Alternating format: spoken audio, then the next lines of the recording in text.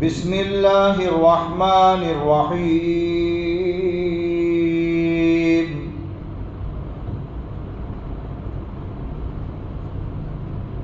براءۃ من اللہ ورسولہ الی الذین عاہدتم من المشرکین فسیحوا فی الارض أربعة أشهر واعلموا أنكم غير معجز الله وأن الله مخزي الكافرين۔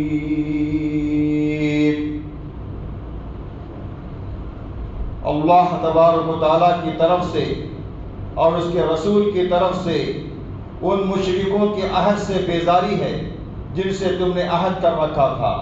تو مشرکوں، تم اس سرزمین میں 4 مہینے چل پھر لو اور جان رکھو کہ تم اللہ کو عاجز نہیں کر سکتے، اور یہ بھی یاد رکھو کہ اللہ حق سے انکار کرنے والوں کو ذلیل کرنے والا ہے۔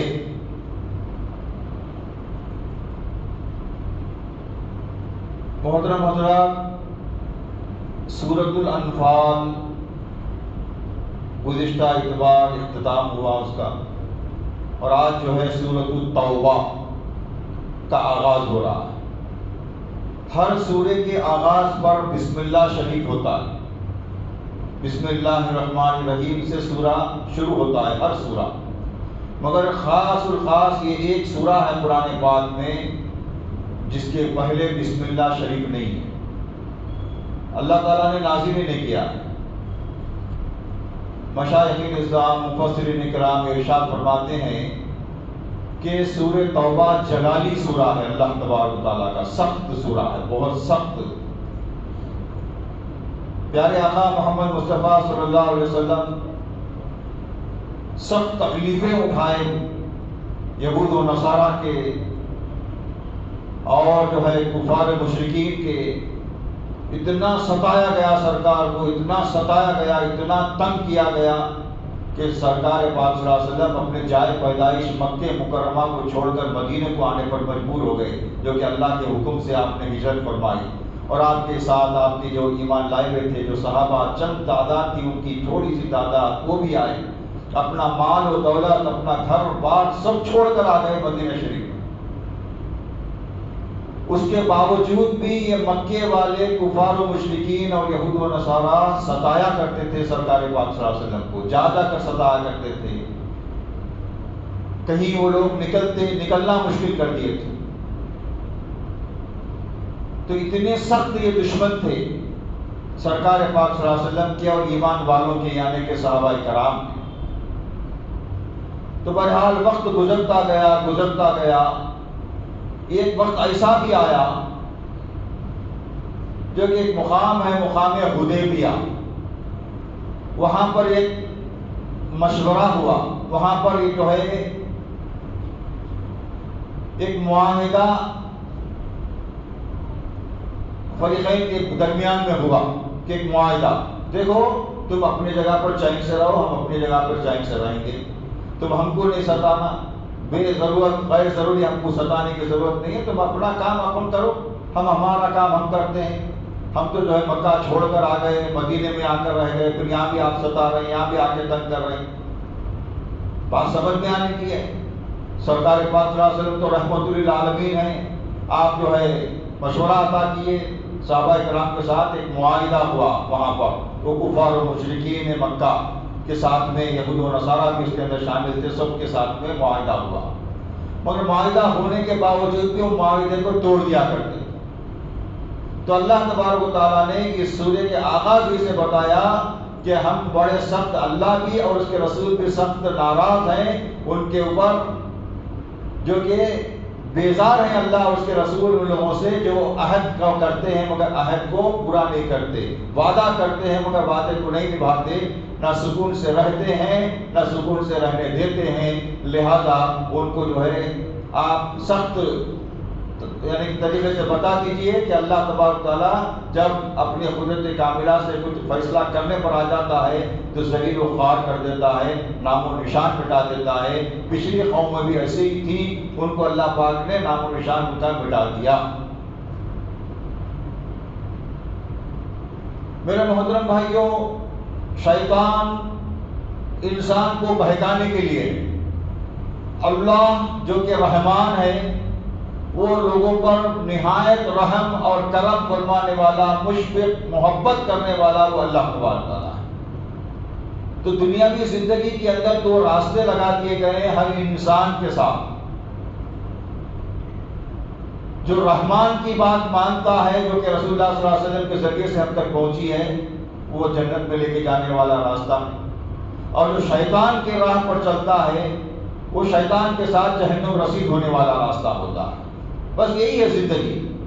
دنیاوی زندگی کے اندر ہمارا جینا، ہمارا مرنا، ہمارا پیدا ہونا، ہمارا جوان ہونا، ہمارا بوڑھا ہونا، یہ تمام جو چیزیں ہیں، وہ تمام چیزوں کا آخری جو معاملہ ہے، ٹھکانہ، وہ یہی ہے کہ یا تو جنت ہے یا تو جہنم ہے۔ اب اس کے اندر انسانوں میں جو ایمان والے ہوتے ہیں، جو ایمان لا چکے ہوتے ہیں، وہ الحمدللہ اگر گنہگار ہوتے بھی ہیں تو وہ اپنے حصے کی سزا پانے کے بعد جنت میں آئیں گے۔ مگر جو ایمان نہیں لائے، جو مشرکی رہے، شرکی کرتے رہے، جو کافری رہے، انکار کرتے رہ گئے، تو ان کو اللہ تبارک و تعالیٰ دائمی عذاب، یعنی کہ ہمیشہ ہمیشہ کے لیے جہنم میں ڈال دے گا۔ اسی کی تفصیلات انشاءاللہ آئیں گے۔ وَأَذَانٌ مِّنَ اللَّهِ وَرَسُولِهِ إِلَى النَّاسِ يَوْمَ الْحَجِّ الْأَكْبَرِ أَنَّ اللَّهَ بَرِيءٌ مِّنَ الْمُشْرِكِينَ وَرَسُولُهُ فَإِن تُبْتُمْ فَهُوَ خَيْرٌ لَّكُمْ وَإِن تَوَلَّيْتُمْ فَاعْلَمُوا أَنَّكُمْ غَيْرُ مُعْجِزِي اللَّهِ وَبَشِّرِ الَّذِينَ كَفَرُوا بِعَذَابٍ أَلِيمٍ إِلَّا الَّذِينَ عَاهَدتُّم مِّنَ الْمُشْرِكِينَ ثُمَّ لَمْ يَنْقُصُوكُمْ شَيْئًا وَلَمْ يُظَاهِرُوا عَلَيْكُمْ أَحَدًا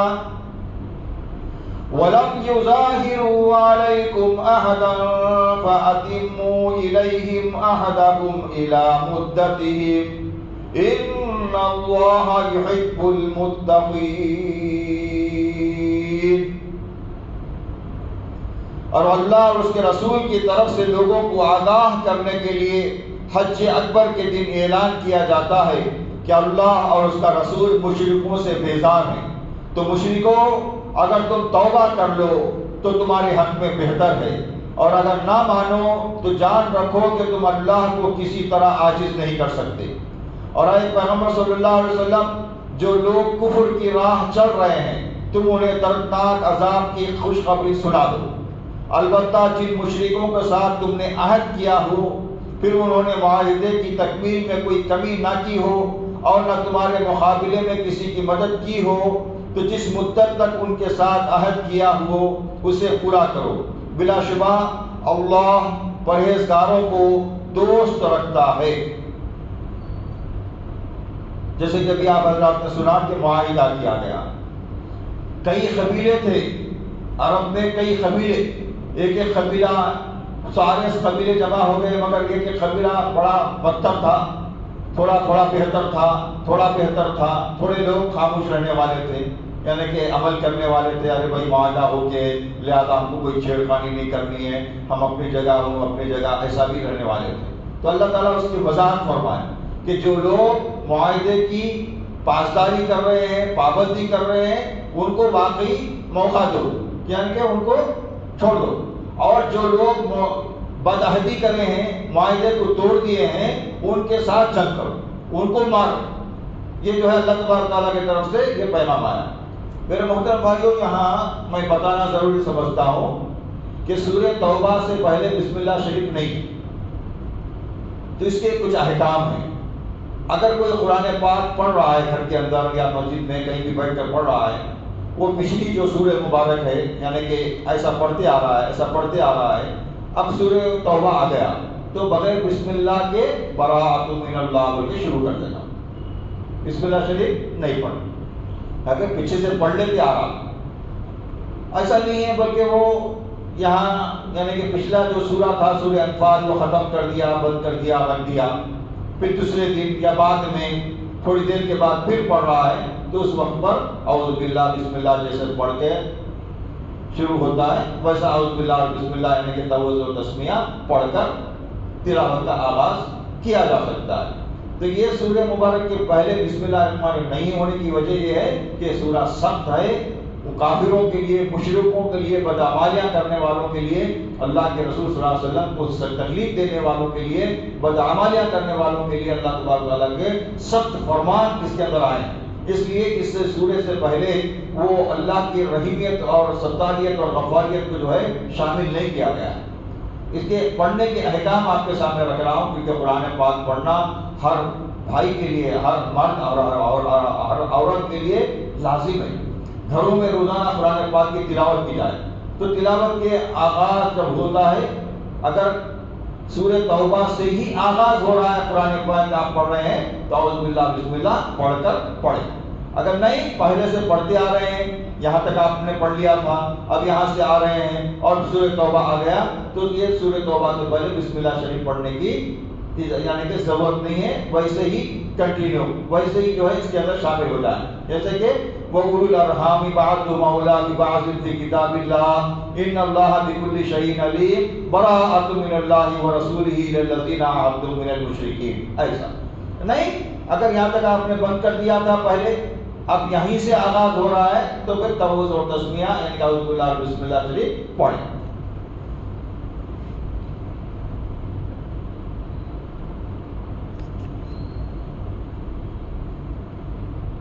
فَإِذَا انسَلَخَ الْأَشْهُرُ الْحُرُمُ فَاقْتُلُوا الْمُشْرِكِينَ حَيْثُ وَجَدتُّمُوهُمْ وَخُذُوهُمْ وَاحْصُرُوهُمْ وَاقْعُدُوا لَهُمْ كُلَّ مَرْصَدٍ فَإِن تَابُوا وَأَقَامُوا الصَّلَاةَ وَآتَوُا الزَّكَاةَ فَخَلُّوا سَبِيلَهُمْ إِنَّ اللَّهَ غَفُورٌ رَّحِيمٌ۔ وَإِنْ أَحَدٌ مِّنَ الْمُشْرِكِينَ اسْتَجَارَكَ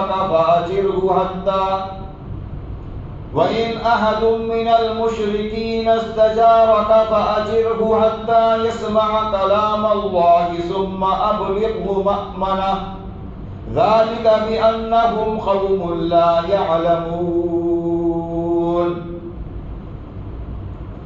پھر جب حرمت کے مہینے گزر جائیں تو مشرکوں کو جہاں پاؤ قتل کرو، اور جہاں کہیں ملے گرفتار کرو اور گھیر لو، اور ہر گھات کی جگہ ان کی طاق میں بیٹھو، اور پھر اگر وہ توبہ کر لیں اور نماز پڑھنے لگیں اور زکوٰۃ دینے لگیں تو ان کی راہ چھوڑ دو، بلا شبہ اللہ بخشنے والا اور مہربان ہے۔ اور آئے پیغمبر صلی اللہ علیہ وسلم اگر مشرکوں میں سے کوئی شخص تم سے پناہ کا طالب ہو تو اس کو پناہ دو، یہاں تک کہ وہ اچھی طرح اللہ کا کلام سن لے، پھر اس کو اس کے عمل کی جگہ پہنچا دو۔ اس کی وجہ یہ ہے کہ وہ لوگ جانتے نہیں۔ یہاں بڑی خاص بات، تھوڑے نام نہاد داڑھی ٹوپی والے، یہ وہ علامہ نہیں ہوتے، مولانا نہیں ہوتے جو ٹی وی کے اوپر آ کر ڈیبیٹ کرتے ہیں، وہ لوگ جو ہے اس آیت مبارک کو کوٹ بنا کر لوگوں کے سامنے پیش کرتے ہیں کہ اللہ نے قرآن میں ارشاد فرمایا ہے کہ جو ہے کافروں کو، مشرکوں کو جہاں پاؤ قتل کرو، جہاں پاؤ قتل کرو، اللہ کا فرمان ہے، مگر کون سے وقت کے لیے؟ یہ وقت کون سا تھا؟ کیسا وقت تھا؟ کیسے وقت پر یہ آیتیں نازل ہوئی تھی؟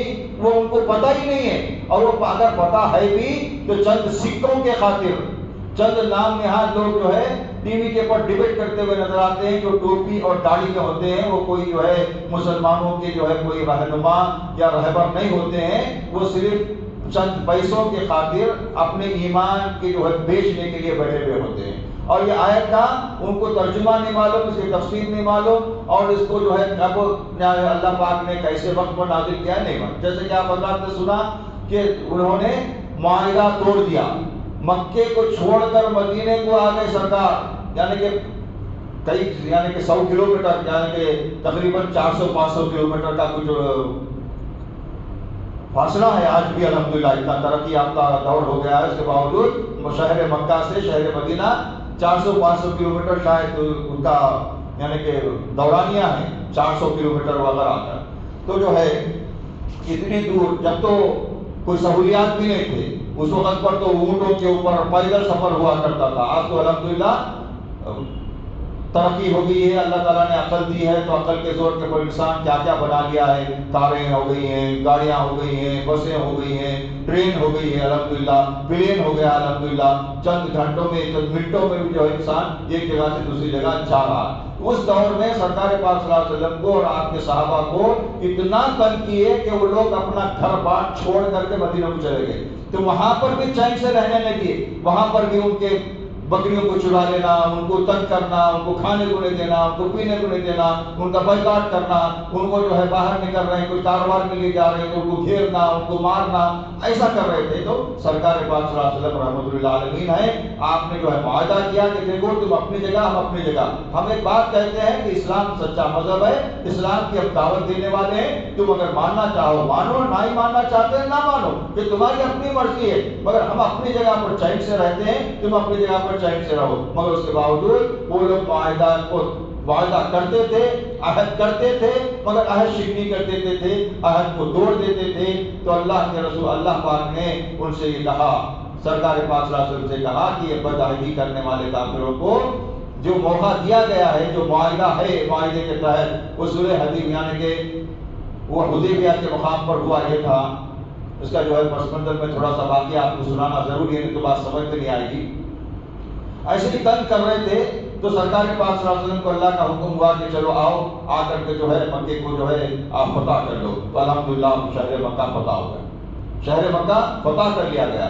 اب یہ لوگ جو معاہدہ کر رہے ہیں، ان لوگوں کو جو معاہدہ پہلے سے ہے، یہ لوگ تو بدعہدی کریں گے مگر ہم کو جو ہے بدعہدی سے روکے، الٹا ماما، ارے تم لوگ کیسا مار۔ تو اللہ تعالیٰ نے بتایا کہ بدعہدی کو توڑنے والوں کو جہاں چاہے وہاں مارو، ان کافروں کو، ان مشرکوں کو جہاں پاؤ قتل کرو، کیونکہ انہوں نے بدعہدی کی ہے اور انہوں نے فساد مچایا ہے، یہ فسادی ہیں، یہ شرنگیزی کرنے والے ہیں، لہذا ان شرنگیزی کرنے والوں کو، ان فسادیوں کو جہاں پاؤ قتل کرو۔ یہ ہے ایسا معنی، اس کا معنی یہ ہے۔ تو لوگ جو ہے اس کو الگ طریقے سے کوٹ کرتے ہیں، یہ معاملہ نہیں ہے۔ اسلام پیس مذہب ہے، اسلام امن کا مذہب ہے، اسلام کے اندر جتنی تعلیمات انسانی تعلیمات دی گئی ہیں کسی کے اندر نہیں ہے۔ یہ چونٹی کو بھی غیر ضروری مارنے پر گناہ رکھا گیا ہے، یاد رکھیے آپ، چونٹی کو بھی غیر ضروری کر رہی ہے، اس کو مار دینا کوئی نہیں۔ یہاں تک کہ حدیث کی کتابوں میں آتا ہے کہ اگر چونٹی اور تمہارے جسم پر کاٹ رہی ہے تو اس کو نکال کر ڈال دو، اس کو مسلو مت، اس کو مارو مت، اس کو نکال کر ڈال دو، ایسا کہا گیا ہے۔ ایسا یعنی کہ کتابوں میں آتا ہے کہ چونٹی کاٹی ہے، ہم کو تکلیف دی ہے، اس کے باوجود اس کو نکال کر چھوڑ دو۔ یہ اجر، یہ تعلیمات ہے ہمارے اسلام کے اندر، ہمارے مذہب کے اندر۔ تو یہ جو ہے غلط طریقے سے پیش کیا جاتا ہے، ایسا نہیں ہے۔ اسلام بہت ہی پیارا مذہب ہے، امن کا مذہب ہے، اس میں انسانیت کی جتنی تعلیم دی گئی ہے، آپس میں محبت روداری کے ساتھ میں رہنے کی کتنی تاکیدیں کی گئی ہیں، کسی اور میں نہیں۔ كيف يكون للمشركين عهد عند الله وعند رسوله إلا الذين عاهدتم عند المسجد الحرام وما استقاموا لكم فاستقيموا لهم إن الله يحب المتقين كيف وإن يظهروا عليكم لا يرقبوا فيكم إلا ولا ذمة يرضونكم بأفواههم وتأبى قلوبهم وأكثرهم فاسقون۔ بھلا مشرکوں کے لیے جنہوں نے عہد توڑ ڈالا، اللہ اور اس کے رسول کے نزدیک عہد کیوں کر قائم رہ سکتا؟ ہاں، جن لوگوں کے ساتھ تم نے مسجد حرام یعنی خانہ کعبہ کے قریب عہد کیا، تو جب تک وہ تم سے سیدھی طرح رہیں، تم بھی ان سے سیدھی طرح رہو۔ بے شک اللہ پرہیزگاروں کو دوست رکھتا ہے۔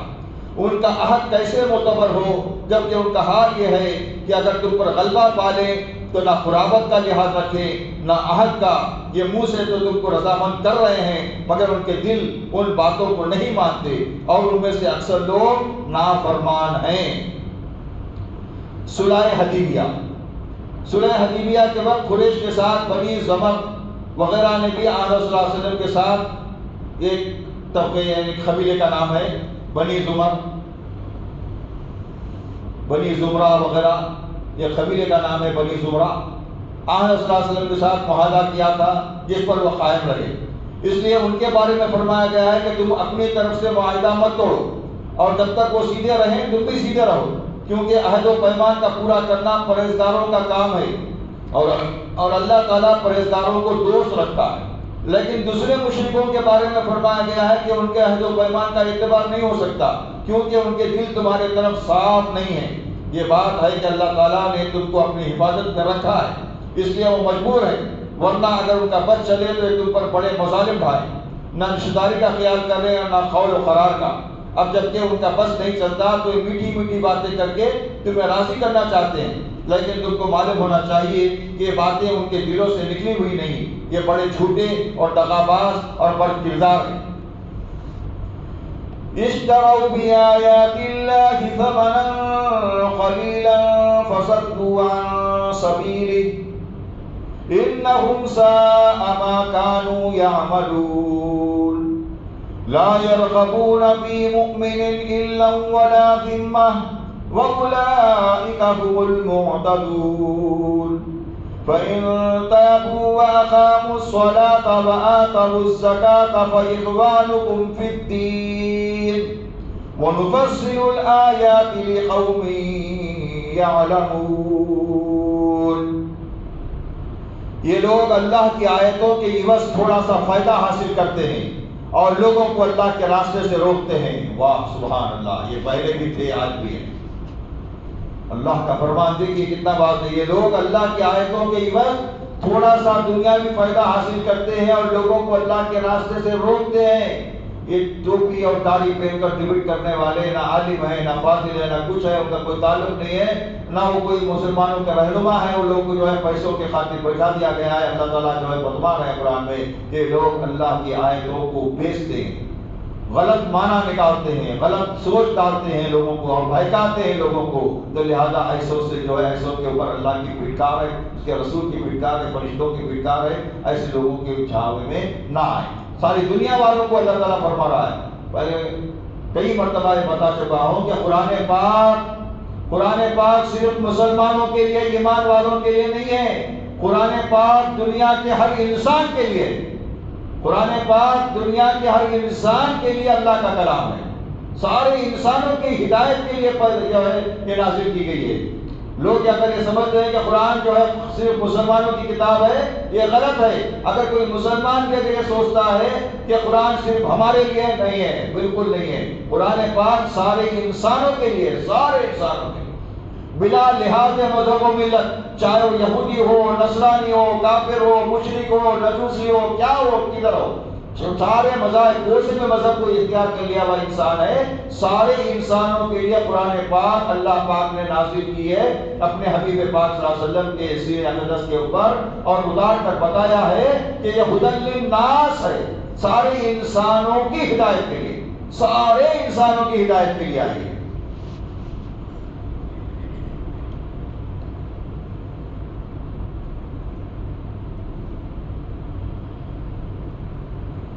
یہ لوگ اللہ کی آیتوں کے عوض تھوڑا سا فائدہ حاصل کرتے ہیں اور لوگوں کو اللہ کے راستے سے روکتے ہیں، بلا شبہ برے کام ہیں جو یہ کرتے ہیں۔ یہ لوگ کسی مسلمان کے حق میں نہ تو رشتہ داری کا لحاظ کرتے ہیں اور نہ عہد کا، اور یہی لوگ زیادتی کرنے والے ہیں۔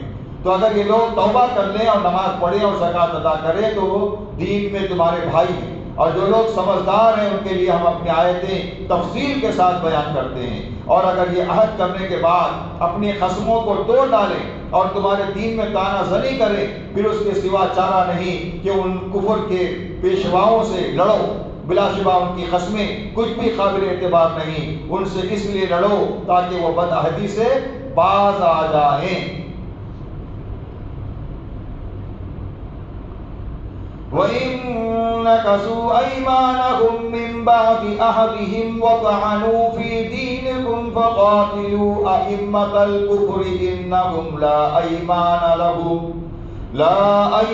لَهُمْ لَعَلَّهُمْ يَنْتَهُونَ أَلَا تُقَاتِلُونَ قَوْمًا نَكَثُوا أَيْمَانَهُمْ وَهَمُّوا بِإِخْرَاجِ الرَّسُولِ وَهُمْ بدأوكم أول مرة أتخشونهم فالله أحق أن تخشوه إن كنتم مؤمنين۔ يعاقبهم الله بأيديكم ويخزهم وينصركم عليهم ويشفي صدور قوم مؤمنين ويذهب غيظ قلوبهم ويتوب الله على من يشاء والله عليم حكيم أم حسبتم أن تتركوا ولما يعلم الله الذين جاهدوا منكم ولم يتخذوا من دون الله ولا رسوله ولا المؤمنين وليجا والله خبير بما تعملون صدق الله العظيم وصدق رسوله النبي الأمين الكريم. اور اگر یہ عہد کرنے کے بعد اپنے قسموں کو توڑ ڈالیں اور تمہارے دین میں تانا زنی کریں، پھر اس کے سوا چارہ نہیں کہ ان کفر کے پیشواؤں سے لڑو. بلا شبہ ان کی قسمیں کچھ بھی قابل اعتبار نہیں. ان سے اس لیے لڑو تاکہ وہ بد عہدی سے باز آ جائیں. مسلمانوں، تم ایسے لوگوں سے کیوں نہیں لڑتے جنہوں نے اپنی قسمیں توڑ ڈالی ہیں اور اللہ کے رسول کو ان کے وطن سے نکال باہر کرنے کا پکا ارادہ کیا، اور خود انہی نے پہلے تم سے چھیڑ شروع کی؟ کیا تم ان سے ڈرتے ہو؟ اگر تم ایماندار ہو تو سمجھ لو کہ اللہ اس بات کا زیادہ سزاوار ہے کہ تم اس سے ڈرو. تم ان لوگوں سے بلا تعامل لڑو، اللہ تمہارے ہاتھوں ان کو سزا دے گا اور ان کو رسوا کر دے گا اور ان پر تم کو فتح دے گا اور مسلمانوں کے دل ٹھنڈے کرے گا اور ان کے دلوں سے غصہ دور کرے گا. پھر جس پر چاہے گا اپنی رحمت سے توجہ کرے گا، اور اللہ جاننے والا اور حکمت والا ہے. مسلمانوں، کیا تم سمجھتے ہو کہ یوں ہی بغیر آزمائش کے چھوڑ دیے جاؤ گے؟ حالانکہ ابھی تو اللہ نے ان لوگوں کو نہیں آزمایا جنہوں نے تم میں سے جہاد کیا، اور اللہ اور اس کے رسول اور مومنوں کے سوا کسی کو اپنا ولی یعنی دوست نہیں بنانا چاہیے. اور یاد رکھو، جو کچھ تم کرتے ہو اللہ اس سے باخبر ہے. مسلمانوں پر جہاد فرض کرنے میں ایک اور مصلحت بھی ہے کہ جہاد کے ذریعے اللہ تعالیٰ مسلمانوں کو آزمانا چاہتا ہے اور دیکھنا چاہتا ہے کہ کون اللہ کو اور اس کے رسول کو اور ایمان والوں کو دوست رکھتا ہے اور جان و مال سے اللہ کے راستے میں جہاد کرتا ہے. اللہ تعالیٰ تو ویسے بھی سب کچھ جانتا ہے اور جو کچھ تم کرتے ہو وہ سب سے باخبر ہے، لیکن وہ چاہتا ہے کہ جہاد کے ذریعے سچے مسلمان ممتاز ہو جائیں اور ان کے نمونے لوگوں کے سامنے آ جائیں. سبحان اللہ. محترم حضرات، آج جو تلاوت کی گئی ہیں سورہ توبہ کی 16 نمبر کی آیت تک، یعنی کہ 16 آیتیں پڑھنے اور سننے کا ہم تمام نے شرف حاصل کیا. ان آیتوں میں خاص طور پر اس دور کے واقعے کو بتلایا گیا ہے جب سرکار پاک صلی اللہ علیہ وسلم مکہ چھوڑ کر، صحابہ کرام مکہ چھوڑ کر مدینہ آ گئے. پھر اس کے بعد کیسے معاملات ہوئے، کفار و مشرکین، یہود و نصارہ، دشمنان اسلام کیسے طریقے سے سرکار کو اور صحابہ کو ستائے. تو اس وقت پر ان کو یہ حکم دیا گیا تھا کہ اللہ کے راہ میں جہاد کرو، کہ اللہ کی راہ میں جہاد کرو. جو شر انگیزی کرنے والے ہیں ان کے ساتھ لڑو، شر انگیزی کرنے والوں کے ساتھ جو ہے لڑو. تو اس کے بعد کیا ہوا؟ الحمدللہ ہوتے ہوتے ہوتے اسلام جو ہے پھیلتا گیا. مکہ شہر پھر سے ہمارا ہو گیا، کعبۃ اللہ جو ہے ہمارا ہو گیا الحمدللہ، اور جو ہے شہر مکہ کو فتح کر لیا گیا. اس کے بعد میں سرکار مدینہ صلی اللہ علیہ وسلم نے کیا فرمایا؟ سارے لوگوں کو معافی عطا کی اللہ کے حکم سے کہ دیکھو سارے لوگ معاف ہیں، تمہارے لیے معافی ہے. اگر تم ایمان لا لیتے ہو تو اللہ تعالیٰ تمہارے پچھلے گناہوں کو بھی معاف کر دے گا. تم ایمان لا لیتے ہو تو تمہارے پچھلے گناہ بھی معاف ہو جائیں گے. اگر تم ایمان نہیں لاتے، اگر تم اپنے ہی دین پر قائم رہنا چاہتے ہو تو تمہاری اپنی مرضی ہے، مگر امن سے رہو، سکون سے رہو. اگر سکون سے رہیں گے، امن سے رہیں گے تو ہمارے لیے بھی بہتر ہے، تمہارے لیے بہتر ہے. اگر سکون اور امن سے نہیں رہیں گے، شرنگیزی کریں گے تو پھر اللہ کی طاقت ہمارے ساتھ ہے، ہم جنگ کریں گے. ویسے ہی طریقے سے کم تعداد والے صحابہ کرام ہوا کرتے تھے، مگر الحمدللہ ایمان کی طاقت کی عوض اللہ تبارک تعالیٰ ہزاروں کے لشکر کے اوپر بھی جو ہے ہم کو فتح یاب کیا.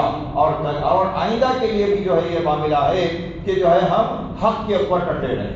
حق بات، حق چیز ہمارے لیے کوئی رشتہ کوئی قائم، یعنی کہ کوئی رشتہ یا تاریخ اگر ہمارے سے روبری آ جاتی ہے تو ہم اگر جو ہے حق بات کرنے کے عادی ہو جائیں، حق کے اوپر ہم جمے رہیں، کیونکہ اللہ راضی کا ہم کو جو ہے اللہ کو راضی کرنا ہے، اور ہم کو جو ہے اپنی آخرت کو سنوارنا ہے۔ دنیا کے اندر کئی ایسے معاملات ہو جاتے ہیں، کئی ایسے حالات ہو جاتے ہیں کہ ہم جو ہے مجبور ہو کر حق کا ساتھ نہیں دیتے، اور انہیں برا مان جائے گا، رشتے داری میں درار پیدا ہو جائے گا۔ نہیں، ایسا نہیں ہے۔ اللہ جہاں غلط ہے غلط کو غلط کہا جائے، جو سچ ہے اور سچ کو سچ کہا جائے، سچائی کا ساتھ دیا جائے۔ اگر کوئی آزو بازو والا کوئی غلط بھی ہو، میرے محترم بھائیوں، یہ بہت ہی پیاری پیاری آیتیں ہیں اس بات کو سمجھ میں آنے کے لیے۔ دیکھیے ایک یہودی کا واقعہ بڑا مشہور ہے، یہ جو ہے بناوٹی مسلمان تھا اس دور میں بھی، سرکار کے دور میں بھی، جس کو جو ہے منافق کہتے ہیں۔ منافق، ایک منافق اور یہودی کے درمیان میں کچھ معاملے کے اوپر بات چیت میں کچھ فرق ہو گیا، یہ بولا یہ صحیح ہے، یہ بولا یہ صحیح ہے، دونوں جو ہے سرکار کے پاس آئے فیصلہ لینے کے لیے۔ یہ جو بظاہر مسلمان بنا ہوا تھا، یہ سمجھا کہ میں ایمان والا ہوں، یعنی کہ میں مسلمان ہوں، تو لہذا میرے حق میں فیصلہ آئے گا، تو ایسے طریقے سے دونوں جا کے سرکار کے سامنے فیصلے کو ڈالے۔ جو سرکار سچائی کا ساتھ دیے، اور وہ جو معاملہ تھا اس معاملے کے اندر یہودی کے حق میں فیصلہ دیا، یہودی کے حق میں فیصلہ دیا۔